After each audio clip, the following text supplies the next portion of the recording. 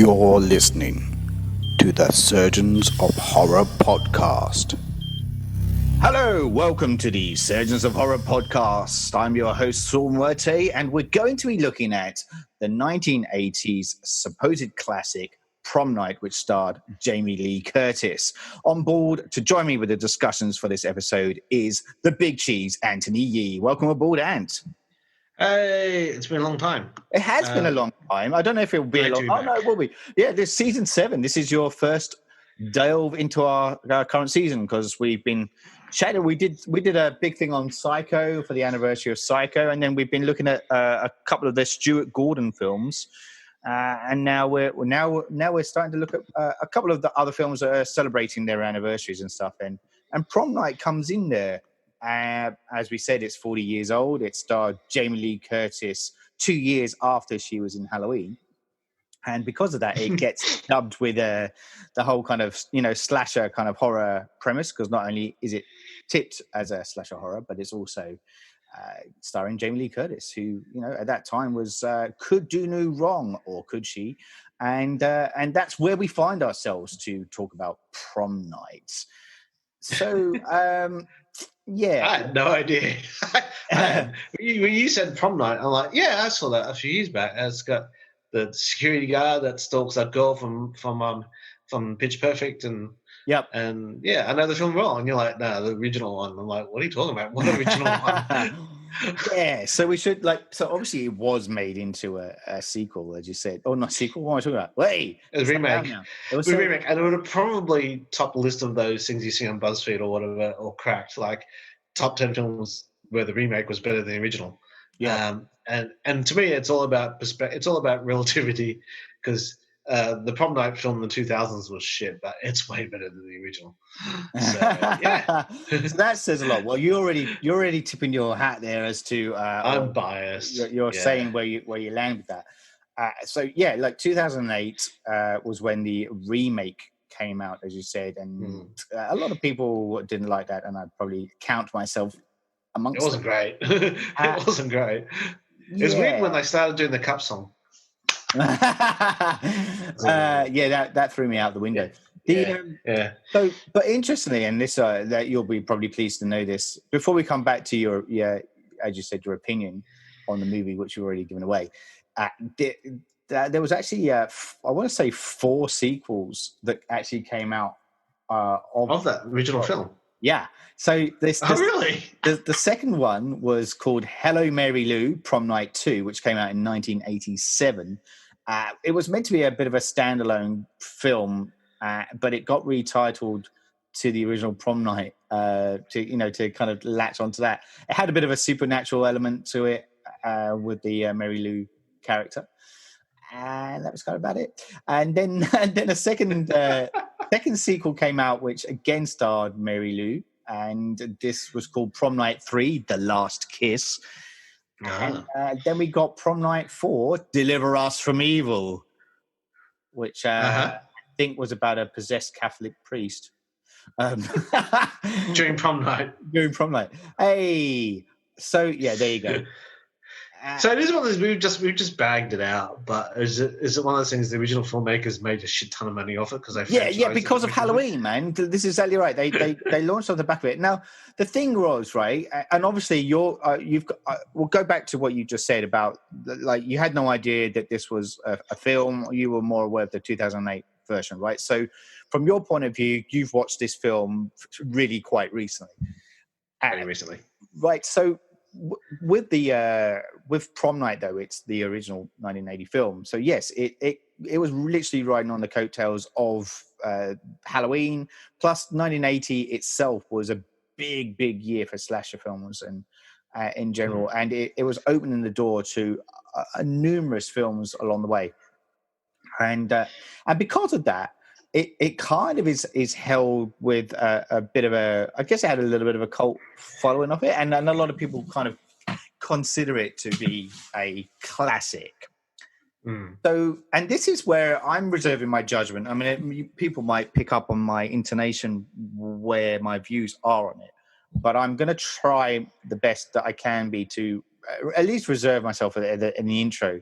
I think it's going to become evident where I stand on it as we start dissecting and discussing the film. If we quickly look at the review aggregator on Rotten Tomatoes, it's a 50% approval rating. It's an average. Okay. It's straight down the middle, average kind of film. It's half bad, half good. Half bad, half good. I think they might like the disco grooves in there. I don't know, but the disco dance. I'm going to write that down because I want to talk about that. And a lot of people said it was a bit of a Halloween ripoff. And a bit of a weird crossbreed between Halloween and Saturday Night Fever. Night Fever, it is, yeah. So, which on paper sounds kind of cool. So look, that's the side of it. So, my point of view from when I came with it, it's one of those movies that did pass me by, and I didn't actually kind of get around to seeing it either until I'd say actually it might have been a couple of years back where I did watch it for the first time. But then coming back into it again to watch it this time, I was reminded of the standard of it and my feelings of it at the time, which again, I'm going to slightly reserve myself as to where I land with that. That's kind of the crux of the back end of it. So let's start, as those that aren't familiar with our podcasting, the purpose is like we pick up what are considered old films. A lot of it is the 1980s stuff, particularly now we're hitting kind of like the 40th anniversaries and things like that. So they're kind of ripe for discussion. We will dissect and discuss the plot narrative as it's given to us as we watch the film. And then at the end of that, we then cast the opinion of A, is it any good, and B, A, is it any good, and if it has stood the test of time, and B, would we recommend it to a modern going audience, or what would we think a modern going audience would think of it? So let's start dissecting this beast and taking a look at the film as it was. So straight off the bat, like the very opening is shot outside of an old abandoned building, and I could already tell from the footage that I was seeing before we've even kind of seen any characters or of the cast that are in it. We're just seeing an abandoned building. I could see that it was shot really dirt cheap, and it looked like it was some kind of shoddy VHS tape. And I think I've got a Blu-ray of it, and I would still say the quality of it was pretty dire.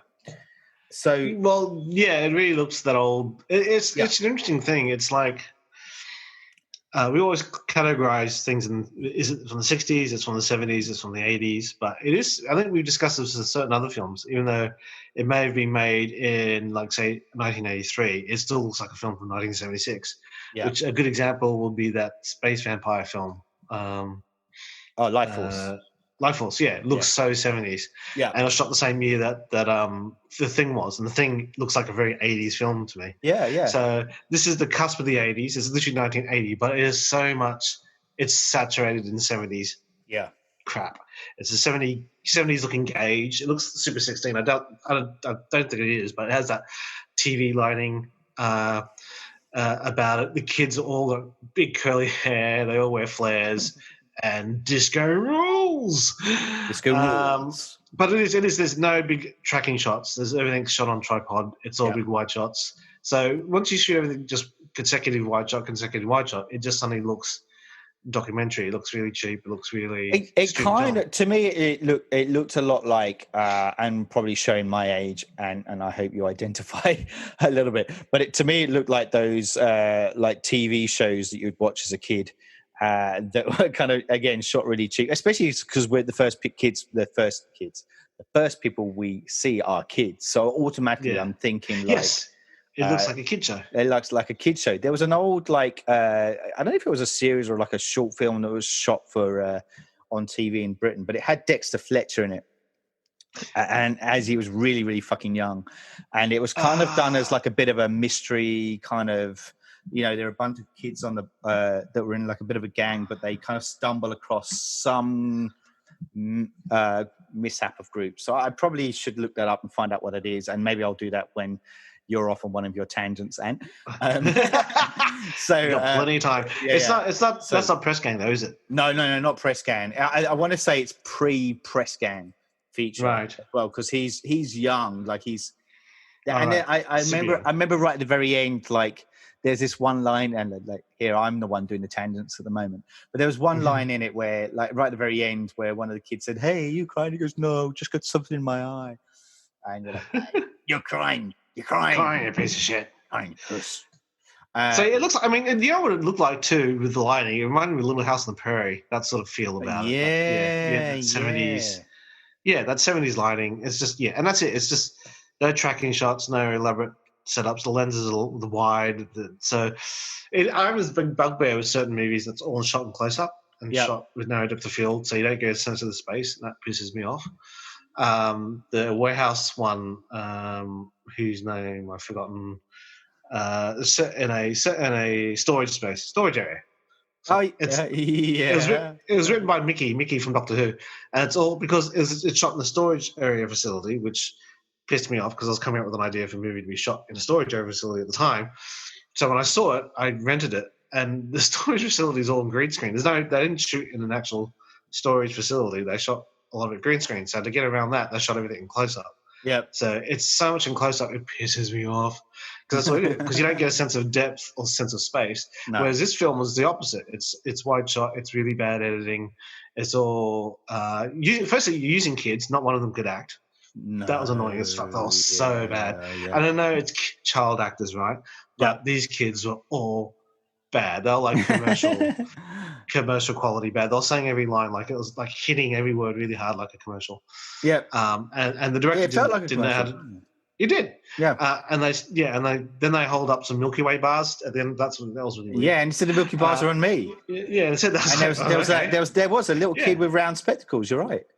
He was, yeah. And then there's a cake machine. It's all weird. But this is the opposite. It's all like there's no clever blocking, no clever lighting. There's no suspense.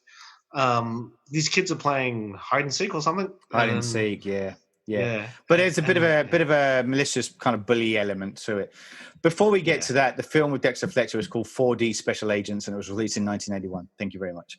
And that was what it reminded me of. 4D. Okay, oh, sorry, yes. I know 4D Special Agents, a group of kids who are part of the police-sponsored scheme 4D Special Agents tackle a gang of Cockney crooks.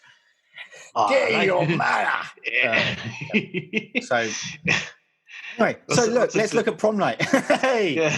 So, a bunch of kids, and they're in this abandoned building. There's 4 children that are playing a game, and they all hide when one of them looks for the others, and they're calling out, "The killer is coming!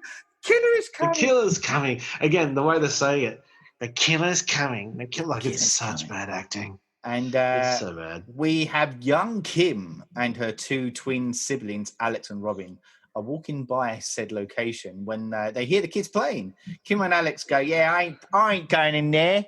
Fuck that noise," or to the like. And but Robin lingers. She's hoping to join in the game. She wants to be their friend. So she go, but they'll never accept you. No, they won't. Yeah. And the 4 kids. So she goes in, but the 4 kids gang up on her, and they kind of start coming out, and they start chanting, "Kill, kill, kill, kill." And Robin's cornered. Nowhere to go. It's a TV show called Robin's Cornered. Robin's Cornered. Robin's Cornered. Welcome to Robin's Cornered. Hello. Welcome to Robin's Cornered. I'm Robin Corner. So she's cornered and nowhere to go. Backing up climbs up on a window. Yeah, it's like a I don't say credenza. Why am I saying that? But it's like a bookshelf, like a small bookshelf, which led straight to the window, and straight up the back of the window she falls. She falls out of it, crashes through, and falls out of a second floor window to her death. And one of the kids was called Nick. Wants to go and help the token boy. Basically, the others are girls. Yeah, and 3 girls. 3 girls, 1 boy. Yeah, and Wendy, who is kind of the leader of the group, says, "Nah, I ain't doing it, am I?" And she convinces them all that the best thing to do is to tell no one. Let's just tell no one and leave and just hope nothing happens. And we're getting straight away. This is so much fucking horseshit because I know it's like movies have dramatic license and movie representations of things.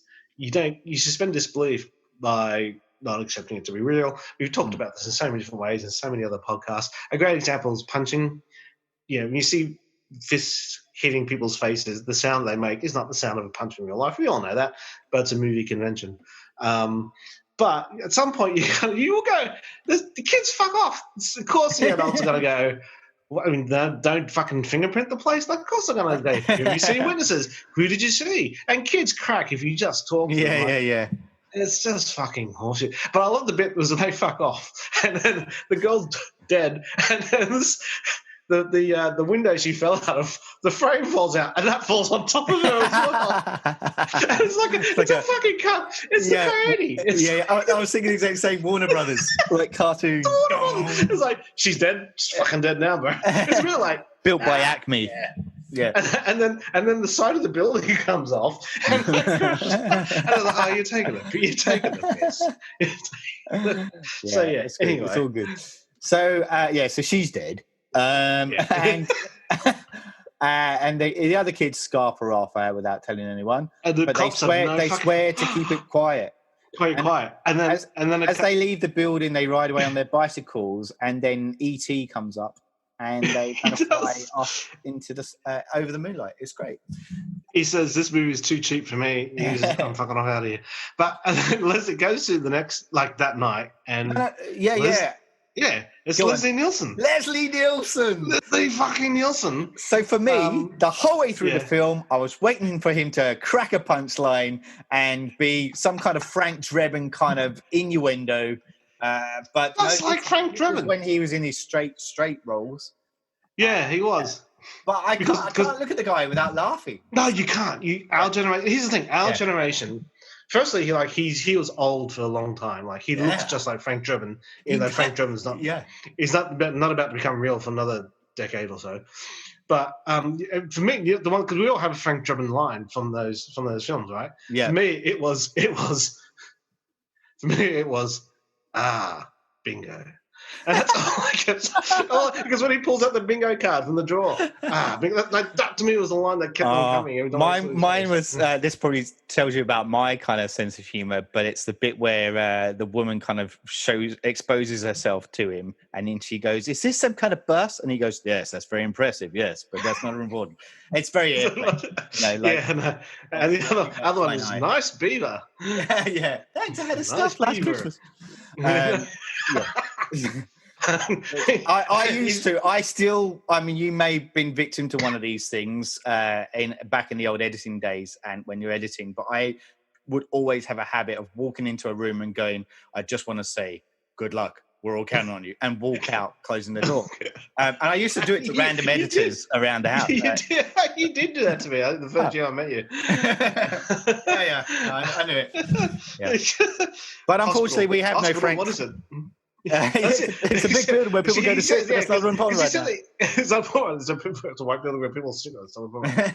And don't call me Shirley. But he's basically he's there, and then he's his voiceover, which isn't his voice, but it's apparently his voice, or I don't know. But it says I didn't know that. We think it might she was part of a sexualized crime or sexual assault, sexual crime or something. Yeah. So, the police have basically said that they. We kind of skipped over a bit where doesn't he kind of turn up at the scene, at the police, the crime scene, and have his. He's there at the crime scene. Melodramatic moment. So it's kind of there is a point where.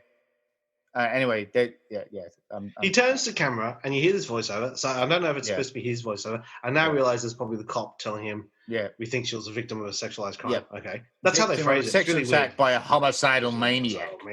And they think they know who's responsible, so they go off to question said suspect. Oh, okay. That bit I didn't hear. All I'm saying is he's up there and then this mother turns up and she falls on his arms crying. And then at this point, I thought he was a cop because Frank Drebin. I thought he was Frank Drebin. So I'm like, oh, he's comforting the mum. It's a small town. He knows her. I didn't realize afterwards that he's the father. That didn't So that's all happening. And then that's it. They just chalk it up to, even though there's no sign of sexual assault, that she was part of a victim of a sexual assault. Kids get away with it. Yeah. Cut to 6 years later. 6 years later, and we meet grown-up Kim, played by Jamie Lee Curtis, and my, she has grown. And it says 6 years later. Okay, so they're 11, so they're 17 now. Here's the thing, and I don't know if it's because these people were grown-ups when we were kids when this film came out, but they look like they're 30. Every single one of these high school kids look like they're late 20s, early 30s, and I don't know if it's because they got like the Farrah Fawcett hair because it's the 80s, or they wear really sensible clothes because they've got trousers and jackets and collared shirts. I'm like, what kind of fucking teenagers are these people? And they all look 30. I did a quick Google search. They're all 23, 22, 24. Yeah, that's right. They're in their early 20s, early 20s. And I know Hollywood had a big habit of any teenagers in any movie or any TV show were in their early 20s. Yeah. But these kids look super old. Like it looked like a 10-year. If they said 10 years, exactly. Yeah. But they have to be 18, right? 17, 18 for the proms. Here's something that we were talking about this offline, but I never had a prom. I never went to a prom. Our school never had a prom in the UK. Proms at the time weren't a thing. I think they are now, but at the time they just weren't a thing. You just graduate from school, and that's kind of it, you know. So my stepdaughter who's English, she had to go to a prom. She wouldn't have if she hadn't pulled a fire alarm and got banned. Sorry, Charlie. That'd be wrong. Oh, you said the name. I'm gonna have to bleep that out now. Bleep her name. But, no, it's a thing in the UK now. Apparently, we call them school formals in Sydney, right? In Australia. Yeah. And I went to a school formal. Hello, Kathy Sheeting, if you're out there. It's a big thing. This is all part of this mythos of the school prom and the prom king, prom queen that Jamie Lee Curtis is. So again, she gets prom queen, and Alex, who was the boy. Alex is her brother. Sorry, Nick, the boy who was there. Yeah. So he's now dating her because that's not fucked up, and and they're both. I've got this curly brown hair, so I had trouble differentiating which boy was who. It's like a warped version of the Village of the Damned, I think. It is. It really is. Instead of blonde-haired kids, they're all kind of brown-haired, brown curly haired. Yeah, kids who look 30. Yeah. I mean, because Jamie Lee Curtis is so poised. I mean, Jamie Lee Curtis is so poised. She always was, though. Even in Halloween, though, she looked older than she was. You know, she was, because she really was the right age then. But she just comes across as like, she's a woman. This is ridiculous. This is what high school is this?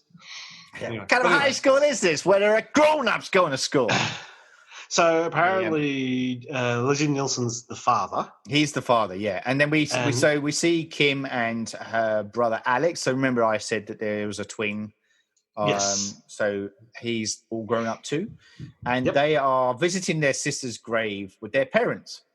A little later, that we have an unseen person with a bit of a weird voice telephoning each member of the guilty party. So the four people. So Alex. I keep saying Alex, not Alex. Nick, Kelly, Jude and Wendy. And they will get a thing going. This is a bit like the I Know What You Did Last Summer kind of moment, right? This is so I Know What You Did Last Summer. So from this point of view, this film is groundbreaking because it obviously influenced that film tremendously. Yes. But every one of the kids don't know who the fuck this Phantom Caller is, because I remember that scene in I Know What You Did Last Summer because guilt had racked them so badly. Yes. They all freak out. But this person individually calls each one of them and they go, huh? They have no fucking memory that they killed a girl 6 years ago. And the said killers on the other line going, fuck, I should have killed them a lot earlier. Why did I wait 6 years? One of my big beefs about this film is, why the fuck do you wait 6 years? What the hell? If you're that fucked and in a head, right? Like that you're going to go out killing these four people. What? Just do it. Just do it. Anyway,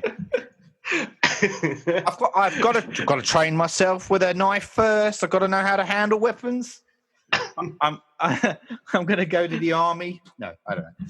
So anyway, there's a scene in that the Flight of the Concorde. Those guys, they did one where one of them calls up somebody to threaten somebody, and they get the father or the mother, Yes. Is Jeff there? I said, no. Can I take a message? He's like, yeah, tell him death is coming. So David's coming? No, what? Okay, David, we'll call you back. It's a bit like that. Yes. Yeah, and one of them doesn't even answer the phone. So the killer scribbles his name out. Isn't it the boy? Is the boy? Yeah, he's the one I went. Don't worry about it. Well, he doesn't even go. The machine will pick it up because phone machines weren't invented in 1980. Yeah, that's right. You just go, forget it, leave it. And so the killer, doesn't answer. The killer just scribbles out his name in frustration and gets really pissy. Fuck it. All right, I won't kill you, bastard. So it's like, I was going to kill you and everything. It's not going to work if I don't call you up and answer and threaten you first. Dear Nick, I'm afraid you missed my phone call. I just wanted to say I'm going to kill you. I'll see you at the prom. Bye, love you. Kisses. One of the four is Kelly. She's a bit more timid, and she's the one that's a bit more visually shaken up by it. Whereas Jude and Wendy just go, "It's just a prank, man. It's just a prank. It's prom night. Yes. Pranking you, isn't it?" Right. So meanwhile, we are introduced to Detective McBride. And he's unsettled because there's a psycho killer named Leonard Murch who has escaped from a local hospital. That's not familiar with Halloween at all, is it? Anyway, so Murch is known as a sex offender and a pedophile who the police have mistakenly suspected was responsible for Robin's death. He's on the loose. He's on the loose. So we have prime suspect number one is out there. And we get all the shots, like there's a lot of the old typical POV shots from the bushes and, watching people and lurking around, which actually wasn't Halloween. That was more Black Christmas that kind of coined that one, which is why Black Christmas is often dubbed as the original slasher film. So, so all of that's kind of happening. And that night, McBride and his men approach Murch at his apartment for questioning, but he got away before they could kind of corner him and ask any questions. Murch then leads the police on a high-speed car chase, which ends when his car skids off the road, resulting in it getting wrecked and exploding in massive flames. Murch suffers horrific burns all over his body and has been residing in the asylum for the criminal insane after he was deemed mentally unfit to stand trial for Robin's murder. So all that kind of stuff has happened, right? So he's now on the loose. McBride suspects that Murch may want to head back to the town where it happened to look for more victims. When the police discover the dead body of a nurse, again, Halloween, they and Murch who Murch took as a hostage during his escape from the hospital. McBride and the asylum psychiatrist, a guy called Dr. Fairchild, believe that Murch may have returned to the town to revenge against everyone. Again, Halloween. So far, so unoriginal. In town, it's revealed that Nick is Kim's latest boyfriend, as we said. Wendy is Nick's ex-girlfriend. So Wendy, the alpha. Wendy's the alpha bitch. Alpha bitch. Yeah, she's the bully. So she and Nick used to court, and no longer. Now Nick is with Kim, who again. So Kim is Jamie Lee Curtis's character.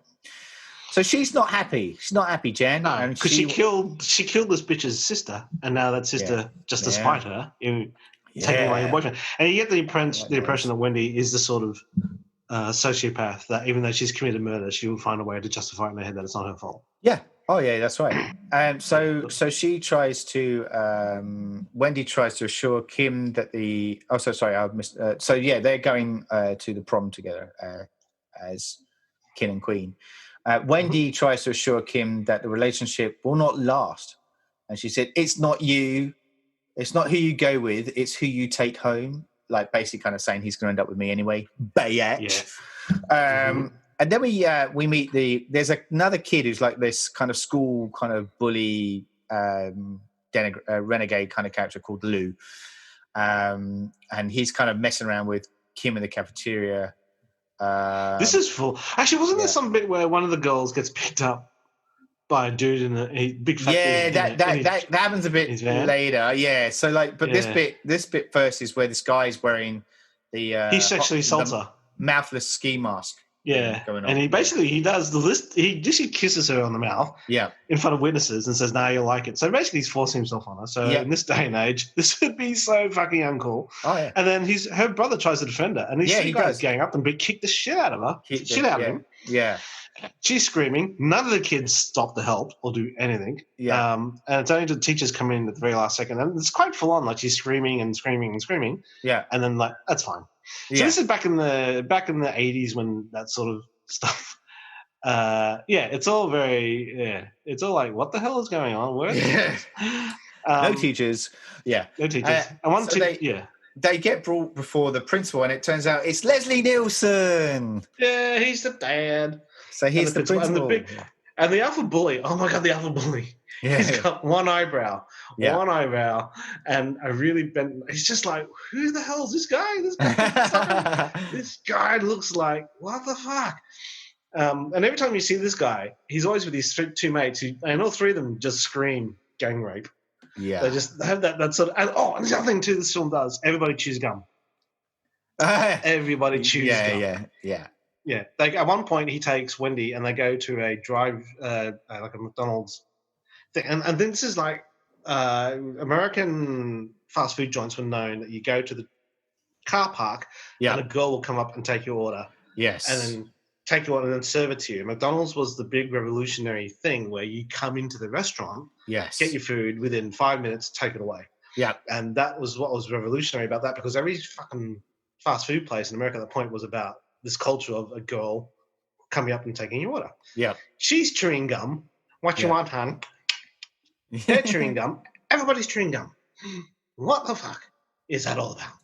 But again, as a kid, that's what I was. You were taught, like cinematic motifs and things that semiotics and whatever. Chewing gum is cool. Yeah, chewing gum is tough. This film is full of it. He's got a gun. You've got a gun. Everybody's got gum. You got a gun. So yeah, the chewing gum. So but yeah, the bully, they take him to Leslie Nielsen, the principal, and the bully says, "Well, you're gonna take your son's side, aren't you?" And the principal goes, "Yeah, I am." Yeah. And he expels the bully. Yeah. So I was like, "Yeah, this is bullshit," and walk off. Yeah. Yeah, I actually quite like that bit. It's probably one bit I liked. So Lou gets suspended and leaves the school grounds. Wendy tries to talk to him.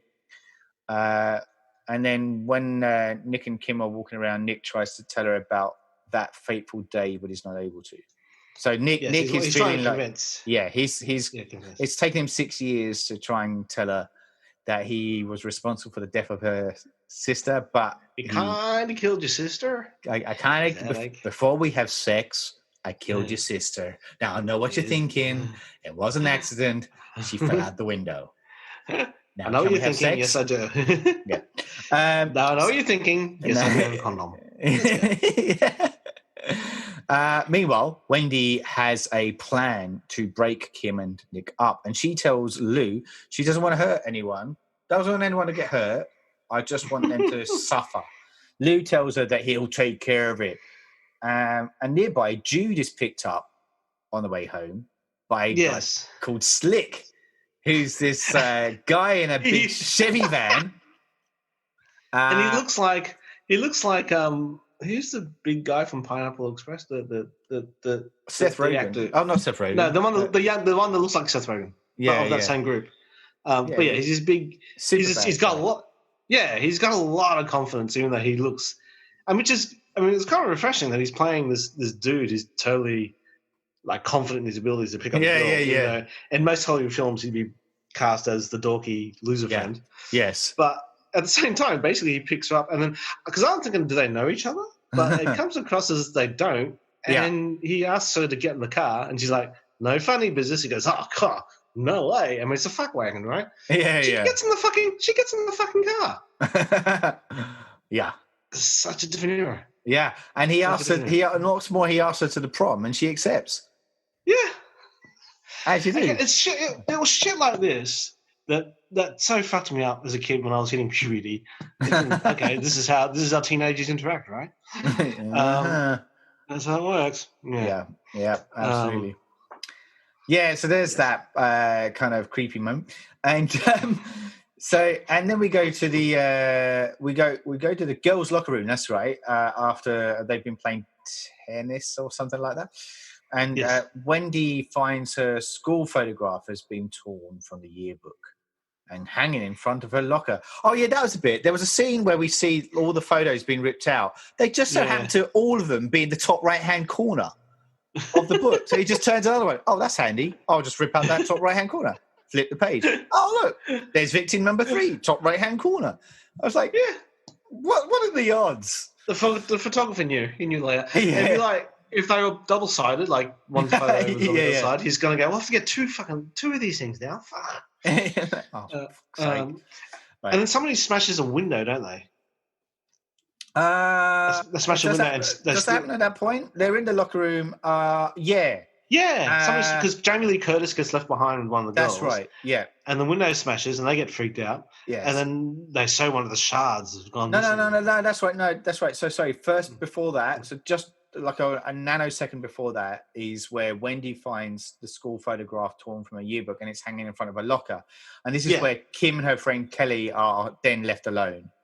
And they hear a loud noise in the locker room. They go in and they see the mirror's been smashed. And they look around the locker room and they can't see anyone. But there is that one fragment of the mirror that's gone that looks like they're typical kind of jagged. It looks like it could be a murder weapon.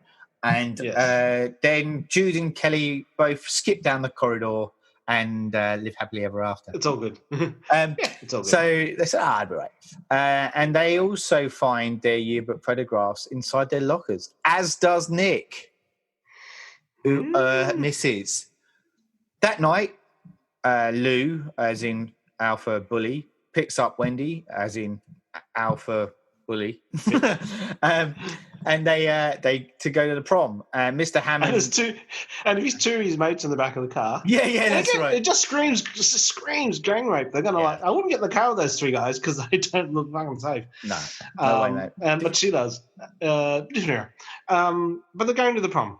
They're going to prom.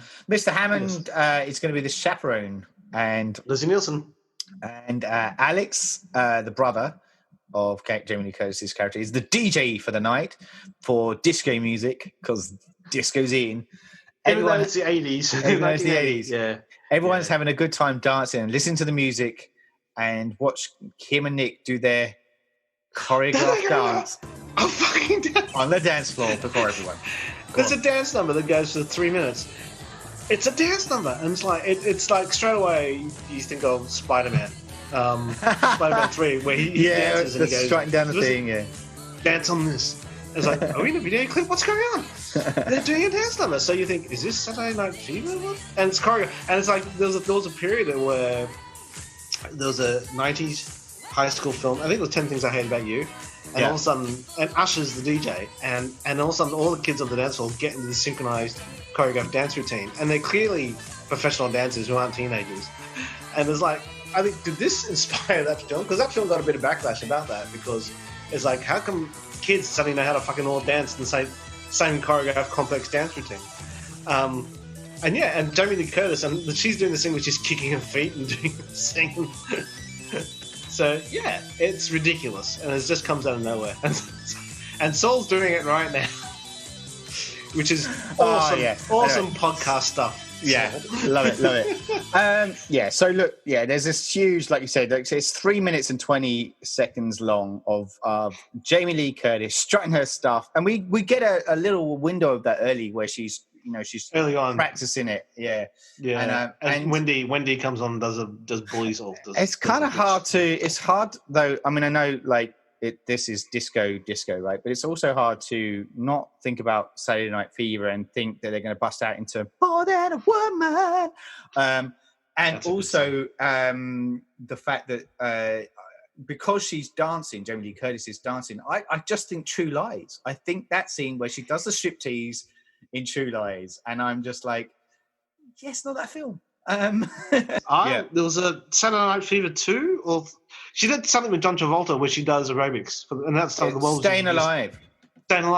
Was she in that? There's something she did where the world was introduced to leggings and aerobics for the first time, and she was dancing in that, and that's what I thought was like, because obviously she loves to dance. She loves to dance. Yeah, it's obscure. Okay, so this dance routine happens, right? One of the girls goes. One of the girls goes into the ladies' bathroom, and she's looking at herself in the mirror. Yeah. And it's at that point I realized we're at the 1 hour mark of a 90-minute film, and nobody has fucking died. Nobody's died yet. Yeah. None of the revenges has happened. No. So yeah. Well, but in fairness, the movie's shit. Hey, we got to the half-hour mark before I kind of revealed my thoughts. So at this point too, like just before we have the girl that you were saying about sneaking off, Detective McBride is on the scene too, because he's come to the dance to make sure that nothing bad happens, because he's still, remember, red herring. We have that kind of killer, the alleged psycho sex maniac on the loose.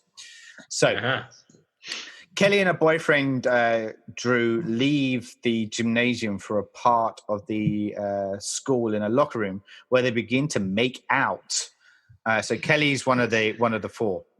Kelly decides that she can't go on with it. She doesn't want to lose her virginity this night. She wants to be a virgin.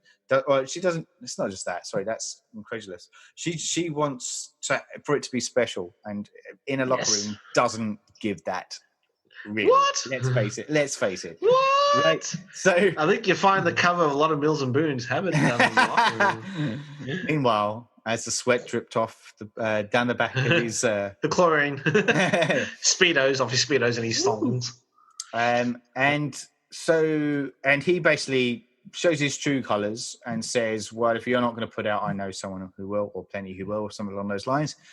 And he walks out. Like it's really unusual for a scene like that for the boy to behave like a complete douche. That's probably the only time I've ever seen that in a movie.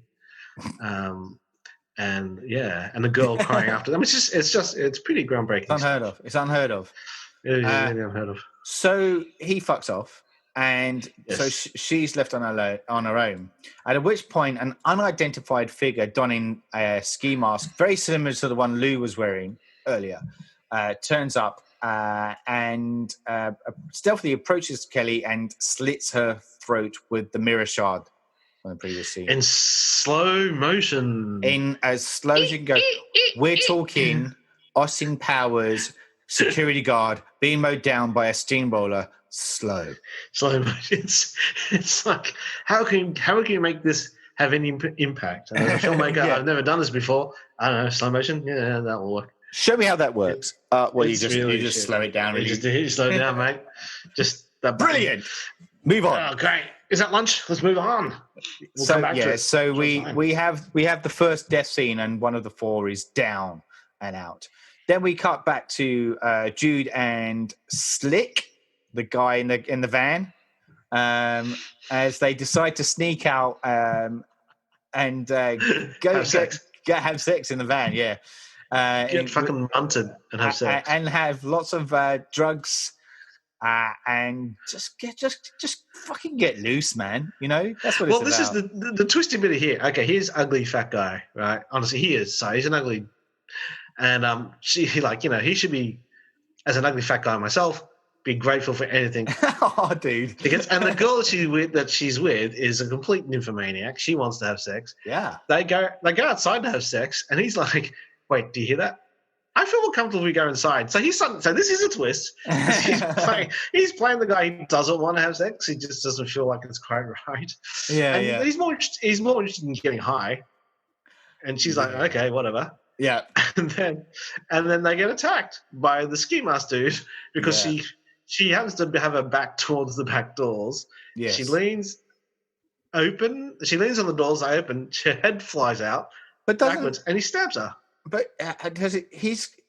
Slick's gone out to have a piss though, hasn't he? Isn't he having a piss? No, he's in the car. He's in the car. He's in the front of the car. Oh, that's right. He's in the front. Because she falls down, so her head falls out. He stabs her. Yeah. He freaks out. He goes in to kill the fat guy, and the fat guy punches him out of the car. So he falls out, and then he actually he kicks over the ignition. Yeah. Activates the car. Turns the car. He basically puts the car into drive. Yeah. And tries to run over the guy. So not only as his date being attacked and killed, and he's been assaulted, he has the wherewithal and instincts to defend himself. Because if it'd been you or me, we'd be fucking hitting the accelerator and getting out of there. That's it. I mean, she probably would have fallen out of the back of the car anyway, but she doesn't. The doors miraculously close. And if that's the case, get out of it. But no, he actually slams it reverse to try and run this guy over. And then, then he gets stuck. And then that gives this guy plenty of opportunity to get in the car and assault this guy. So they go running around in circles, punching on, and then somehow they're near a cliff that comes out of nowhere. I know. and this bad guy jumps out of the car, so the fat guy goes off the cliff and dies. Yeah, it's brilliant. It's so brilliant. It is more than 360 degrees. It just comes around. Is it so bad it's good? Oh, I don't know. Well, it's more than that. It's so bad it's good. It's bad. It's good. It's bad again. That's how. Yeah. It's I don't know if it was meant to be comical, but that's sure as hell as how it came across. Yeah, hilarious. And the dude's dead. So and obviously we kind of number two girl as well is dead. So basically that means we've got Alpha Bitch, Wendy, and Nick are the only two that are still around. We can't cut back inside the prom where McBride, the detective guy, is telling another policeman that Mersch. He's been told by another policeman that Merch has been caught several miles away from town. So, thank God that's all over with. We can rest and know that the killer is back behind bars, and we don't have to worry. So, and we didn't see. Can I just say, I've not seen. Did you? You sent me a link on YouTube, right? Have you seen that link, or did you see it on DVD? I watched it on DVD. The link on YouTube doesn't have any of this. It doesn't have anything to do with cops or. That's what I'm thinking. What the fuck are you talking about? It does say director's cut. It does say director's cut on that link, so you would assume cut has more stuff in it, but apparently maybe not. Yeah. Oh, it sounds like your version is better than my one. I was trying to find my DVD to make sure. I thought it was a Blu-ray I had, but I could be wrong. Anyway. But so there you go. That happened. Okay, good. According to you, yes. Yeah, I'm making it up to make it sound better. Right? If you say space aliens land, I've got nothing. I can't disprove it. Yeah, no. It's funny to say that because the next scene, these space aliens land, and they're all a bunch of green men, and they're masturbating behind a bush in spandex. So you did know it. It's that famous clip. Okay. I've heard of that. Yeah. And one of them was curiously playing a banjo. Don't know why. Okay, so the killer returns to the school, now wielding an axe that he's somehow gotten hold of. And he's now pursuing Wendy, so Alpha Bitch, right? And she somehow goes into a gym, goes into a corridor, back into the gym, into a classroom, out of a classroom, back into a gym, into a car, out of a car. And you're just going, what the fuck is a car doing parked in the school, man? Anyway, so there's all this it's a fucking long chase sequence. It's a long chase sequence, and she's trying to fight away. And at one point, she gets a shovel and knocks the guy down. Yeah. So she can fight. But my big thing was the whole, before she gets killed, basically, she's in his room, and then you see a close-up of wet paint dripping on the ground. Yeah. Cut to her face, cut the wet paint, cut to her face. And he realized it's not wet paint, it's blood from the first victim. She's been placed in this room, and her blood's dripping into this can of red paint, and then she falls down. That makes Wendy scream, and then she opens the door, and just as she opens the door, that's where the killer comes in, and he chops her up as well with chops her up. Says fuck that. But it's a long chase. Sorry, come back to it in a second. But long chase sequence, and she actually, like you said, does actually give a good fight. But she's distracted by dead body in the fridge. Yes. Not in the fridge. But anyway, you were going to say. But I was just saying, the blood that was dripping, it reminded me very much, and this is what I was talking about, semiotics and film conventions. That you just put up with them and you're used to them, and to the point where you think this is normal. Yeah. Punching is a good example for me. The sound that fists make when they punch in Hollywood films, not at all realistic, but you're so used to it, to the point if you see a Hollywood film and somebody throws a punch and you don't hear that sound, it sounds weird. For ages in horror films, blood for me looked like red paint. Yes. Particularly from the old Hammer horror films. That's what it looked like. Exactly. And that was blood. Yeah. And it took decades before somebody realized, hey, blood looks really different. And if you mix flour with watercoloring, it looks actually much more realistic. And then blood got suddenly a lot more visceral and more realistic. Yeah. And that blood on the drips on the ground, even though it is supposed to be paint. I don't know. It just suddenly took me back to that same era. Yeah, and made me think this is how dated this film is. It's 1980, and the blood just looks like fucking 1950s Hammer horror film. Yep. So again, it just adds to the crap nature of it all, and how out of date and how murdered it is. So that's it. Then we finally, so she's killed. So the third one's down and out. So we've only got Nick left. So we go back to the prom, as we said, and McBride basically leaves. Job done. Doesn't have to look after these kids anymore. And nice. Kim, Jamie Lee Curtis starts looking for a dad. Can't find a dad anywhere. Yes. I thought this was a big red flag. I was like, okay, this is either a good red herring or this is such bad writing. And I did lump for this. So she goes, well, she can't find the dad. Clearly the dad's a killer. Yeah. Which made me go, well, it's really shit because the person in the black ski mask is clearly a very young man and not Leslie Nielsen. So see, I didn't think it was him, but I thought it was odd that he wasn't there. Like I was like, weirdly, the mum is acting really fucking off. As well. So I was also thinking, is it the mum? Because it's clearly a guy trying to kill his kids. Yeah. Dumb if it's the mum. Yeah. But if you go into certain close-ups, the killer has eye makeup or mascara. Yeah. So it's all fucking Yeah, exactly. So they are trying to do the whole who done it kind of thing. Basically, that's what's going on. And this is where the new prom king and queen are about to be announced. So they have to take up their positions, and they're waiting off wings. Backstage, Nick and Kim are getting ready, and this is when Nick is basically knocked out by Lou. Yes, because he wants to take Alpha his place bully guy. King. Yeah, so he wants to be the king. So he bounds and gags up Nick, crowns himself the king, and he's still waiting off wings, thinking, wait till they get a hold of this. This is gonna be great. Can't wait for them to see me up on stage, the fucking prom king. And this is where we then are kind of have the POV shot from the killer again from behind, shot of Lou waiting, and the killer obviously presumes it's Nick, approaches and decapitates Lou. His head goes flying onto the catwalk. Everybody's screaming, "Oh my god!" And one hell of a shot. Yeah, that's one way to get head. So the head's on the Lou's head is on the stage. Yay! And everyone's kind of panicking, as you would when you see the head roll onto the stage. Everyone's running around going nuts, go nuts, fucking nuts, and fucking nuts, bro. And they're fleeing the hallway. Killer, whoever the killer is kind of accidentally, he's kind of knocked out when he accidentally hits a fuse box. And this is where then Kim then finds... That looked really weird. Yeah, it was a weird moment. It's a bad... Yeah. I don't know what happened. Kim then finds Nick backstage and frees him and tries to help him out of the building, at which point the killer revives and, quickly realizing his mistake, tries to block the exit, stopping Nick and Kim from getting away. It's noted at this point the killer's only interested in Nick. He doesn't give a shit about Kim, who tries to stop him. There's a struggle then between Nick and the killer, at which point Kim comes up and hits the killer over the head with his own axe. Yes. And there's a moment where Kim pauses, and because she kind of recognizes the killer's identity from his eyes.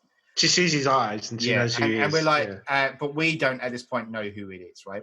Killer stumbles away, manages to get outside where there's police and everybody around. McBride is back on the case. What the fuck's this noise? What's going down in my hood? And he's got the police to surround the place, and they basically, the killer's kind of walking outside. He collapses on the floor. Kim runs outside, yells at the officers, "Not to shoot, don't shoot!" Kim runs to the collapsed killer's side, and it's revealed to be Alex, the twin brother of Robin and her brother. And he says they killed her. But he knows, he's figured it out. He said they killed her. They killed her. Was that effect? Yeah.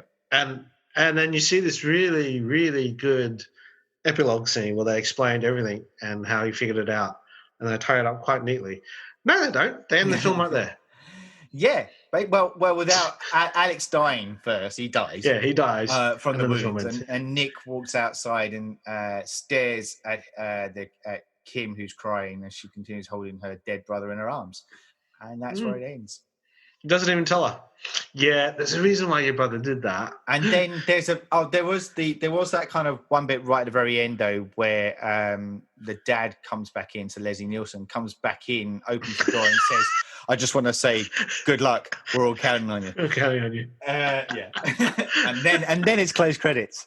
We need to take this man to a hospital. What hospital? What is it? and then we're all is forgiven.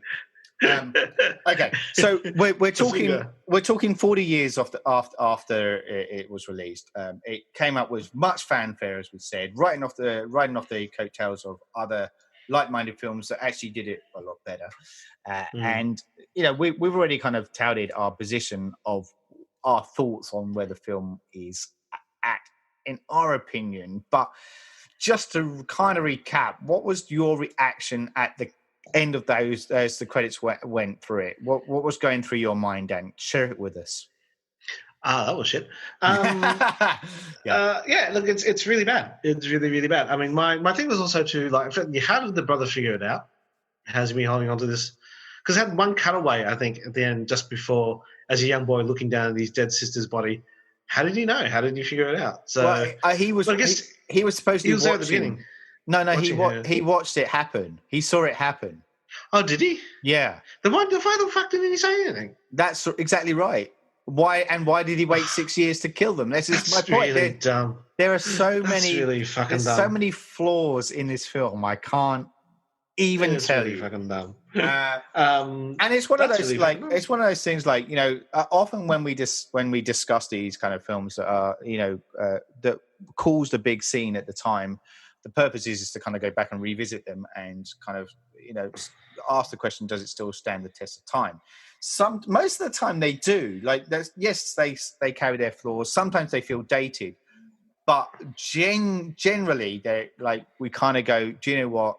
It holds its own. It's probably not a great film, but it was at least watchable, or I had fun watching it, even if it didn't light my world, right?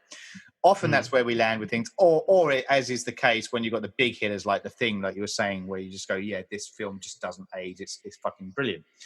Yeah. Recently, in the last season, Miles and I talked about Deadly Friend, one of the Wes Craven films, and Miles really loved it when he was younger, and we both came to the conclusion it's shit, and it doesn't hold up. So, and I think this is where we're at now. I was watching it, going, why is this a classic? Is it like it's really that bad? I was really surprised at how bad it was. So I don't know what. I mean, you said are you surprised? You said you hadn't really heard of it, but like, I was kind of. I think you might have tipped your hat when you told me, going, don't expect it to be Shakespeare. Yeah, but it was.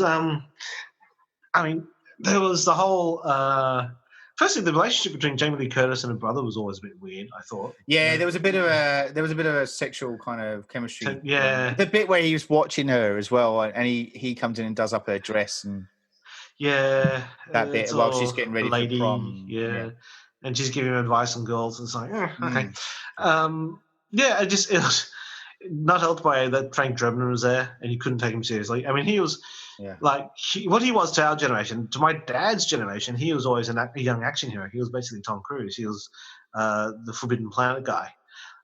So he was always super serious and real sort of Hollywood leading man. So it's all that. The lady with him, Jamie Lee Curtis, the kids were so old. Particularly when you see the recent It, which does a very good job of having those kids be really good actors. Yeah, and be believable younger versions of the older actors they choose. That's right. So that fails in that comparison. Of course, it's obviously not a fair comparison because filmmaking is more sophisticated now, you would like to think, than back then. But it was just all that, and just like again, I got obviously a dodgy version where somebody cut out some more relevant. Because to my mind, it was these kids. They killed a girl. Cut to 6 years later, they're having a prom night. They're having really bad, close to porn. level storylines between interacting with these kids, who's dating who's taking who to prom. Oh, I'm going to get her. It's all like just bad melodrama. Yeah. Nothing to do with. And then there's one killer who calls up on the phone, "I'm going to get you," and then he does. He does. And so I missed all that detective misdirection. I missed all that. So it's just bad. So I was literally doing the half attention towards the end. I was literally looking on my phone whilst this thing was playing. Yeah. And the resolution just ends. It's a dumb way to end it. Pretty woeful. It was actually just going to Leslie Nielsen for a second. I think this was actually his last serious film, right? Before he went into comedy, and obviously his whole career, which is a masterstroke. Yeah. And he was kind of hired because he was one of Canada's most experienced actors at the time, because it's being a Canadian film.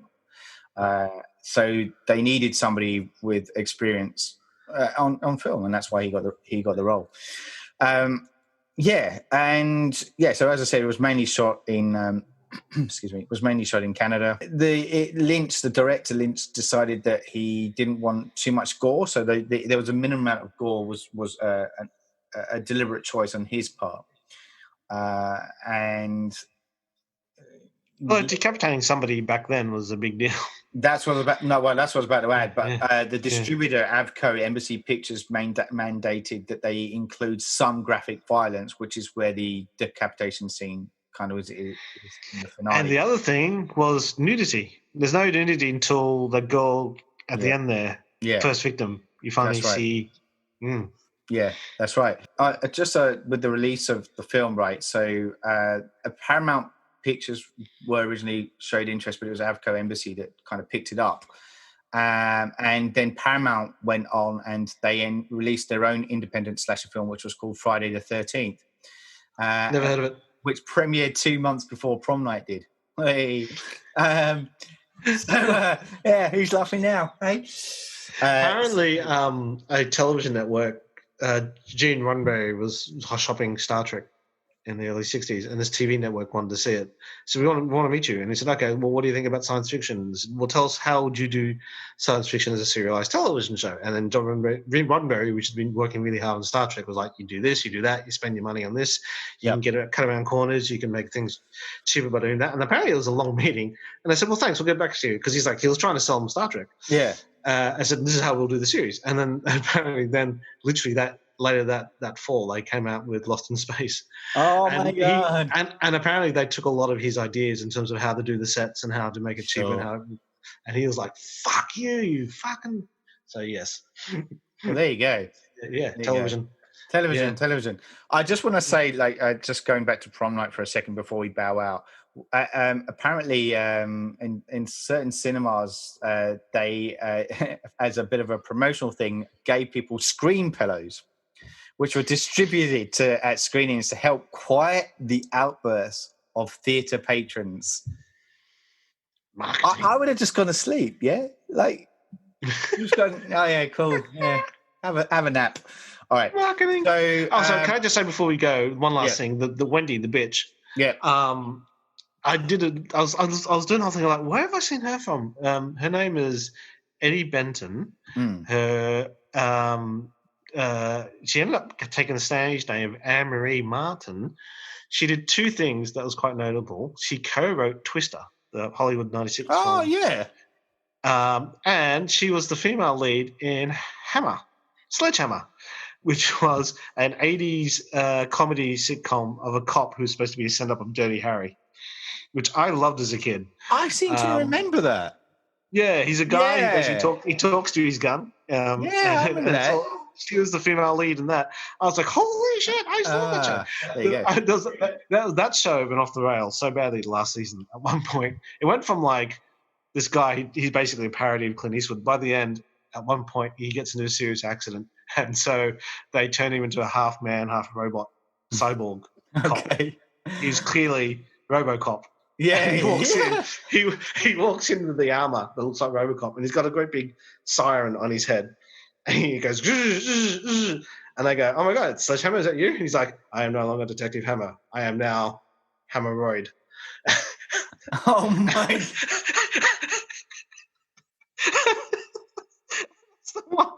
That's the one thing I remember from that show. And I kept on thinking of that when I realized it was her. I kept on saying, I am hemorrhoid. That's brilliant. And then, Leslie Nielsen was always, bingo. Nice. So nice. That's what I got out of this show. Excellent. Wow, there you go. And on that great bombshell, before we kind of bow out, I do have to ask the question. Obviously, we're saying that we weren't very big fans. Have to ask the question, though, because we always do. Would you recommend it to a modern growing audience? Are they speaking? Are they speaking now? Oh, that guy's got his hand up. Oh, he wants to know where the toilet is. Is the toilet? Is it at the back? It's behind you. No, it's behind you. Yeah, Anybody else? No. Okay. All right. Oh, we'll just probably call it there. Yeah. Yeah. Wow. Yeah. Well, I mean, you guys can always email us afterwards if you want. Yeah. It's true. Yeah. Wow. Anyway, there's lemonade in the foyer, and Paul, you bought biscuits. Yeah, and I've got the cup song as well ready to go, so that we can at least play that out for you guys, and a bit of disco music. Nice. Disco's coming back, yeah. Never went away. Until next time, good night. You're listening to the Surgeons of Horror podcast. Music supplied by Peter Nezik. For more discussions or podcasts, head over to surgeonsofhorror.com or head over to our Facebook and Twitter sites for the latest news and updates.